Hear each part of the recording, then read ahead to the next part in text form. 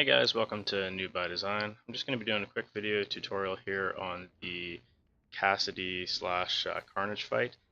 So the fight starts out, you just walk up towards where Cassidy is here. I'm going to skip over the cutscene here and go right to the fight itself. So the first thing he starts is he just kind of starts chasing you out there. The fastest way to kill him, defeating Cassidy at this point is super easy anyways. But you can just kind of stand in the fire over here and pull that and let him attack you in the fire, and it continues to damage him the whole time they're in the fire here, and it doesn't really damage you that bad, and there's an easy spot to heal yourself just after that.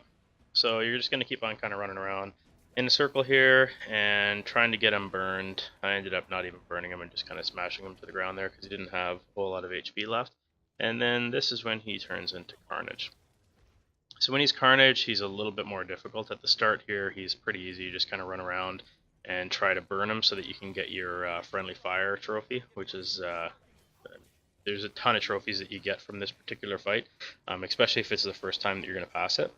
But the first thing you want to do in this fight, like I say, is try to get your friendly fire trophy, which is you have to burn him 3 times before he dies. The first 2 times are super easy. You can just do this, like I've just done, pretty much run towards the fire so that he runs there, turn it on, and then he's burned twice, and then you only need to burn him once more.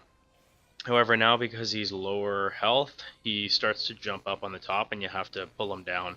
So I tried to heal myself just a little bit early then because I thought he would jump up, and he kind of delayed himself from jumping up. So I'm trying to entice him into the fire over here, and while running around and turning all the fires on.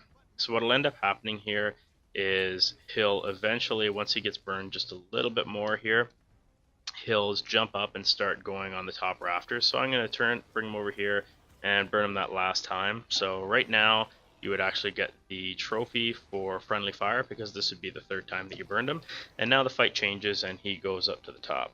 So the trick to getting him down from the top, you can't actually do any damage to him if you just run to him, so you got to do a seismic blast to knock him down. So what you're going to do is kind of scan the top to see where he went and try to get a lock onto him pretty quickly here. Do a seismic blast, and that way he falls down, and now's a good time to heal yourself. So you have a couple seconds here once he falls down to heal yourself or to run over to him and do some damage. I chose to heal myself because I was pretty low HP from trying to run him into the fire there to get the trophy. So yeah, you're just going to keep on going here. Like all these fights, you can get 3 to 5 shots in every time you stun or make them attackable. So again, you can see there I kind of ran him over so that when I did the seismic blast, it would knock him into the fire just because it kills him a little bit faster. And to dodge him when he starts attacking, the best thing to do is hit the triangle button and back so that you do a jump spider dodge back. I guess it's a jump evade back. So you're just going to keep on slowly damaging him here. He can actually take quite a bit of damage. He has a lot of health points. And you're just going to kind of keep spanning around that. It's better when he jumps up to the top because the fire does a lot of damage to him, unless you can alternatively do what I did earlier there, and that is entice him so that he's standing in front of the fire when you throw a seismic blast at him. But again, to open him up for shots is the seismic blast every time. So you want to throw down a seismic blast and then do some attacks once he's stunned. So he eventually starts spawning demons that look exactly like him, but they're super easy to kill. They don't really do any blocks or anything like that. They just kind of attack you every now and again. They do hit very hard though, and you do the same thing with them, is just try to seismic blast them if you're able to, and spam the dodge button so that you can get your attacks in. Like I said, they don't have a huge amount of HP, but they do have enough HP to cause you some sort of problems here as well, right? So the first time he only spawns 1, next time around he's going to actually spawn 2 of them. So you're going to see here I throw another seismic blast at him and then try to finish him off right quick with the super uppercut here. I probably shouldn't have tried to heal myself then. Likely, like I said earlier, it's easiest if you can actually do it so that you wait until you do the seismic blast. Once he drops to the ground is always the best time to heal yourself if you're going to do that. So you can see now I dropped to the ground, and now is a really good time to heal. So that's what I'm going to do. As I'm healing here, you can see that he didn't really take a whole lot of damage, and almost every time that you stop and heal, you'll get this jump back, but you can see I healed from probably quarter health all the way up to full, and only took down after taking a couple shots here back down to 3/4. So wasn't the most effective play that I did to him there, but again, it was better off than where I was. So now I did a quick seismic blast to stun him and got my 4 shots in that time, and then got to start evading. Again, we're going to try to hit him with a seismic blast, stun him out here, and able to get a couple shots in. Not doing huge damage to him, but still effective nonetheless. It's like I said, if you can knock him into the fire, you're definitely best to do the fire and avoid at all costs that move that he does where it's a close range AoE outwards, because it does huge damage. You can see we managed to knock him back into the fire to get some decent health points draining off him, and now he's going to jump back up and start hanging out at the top again there. So we're going to try to do another seismic blast, knock him down. Fortunately, we knocked him down this time into the fire, but unfortunately for us, he spawned another demon. So we managed to knock the demon into the fire and make pretty quick work of him.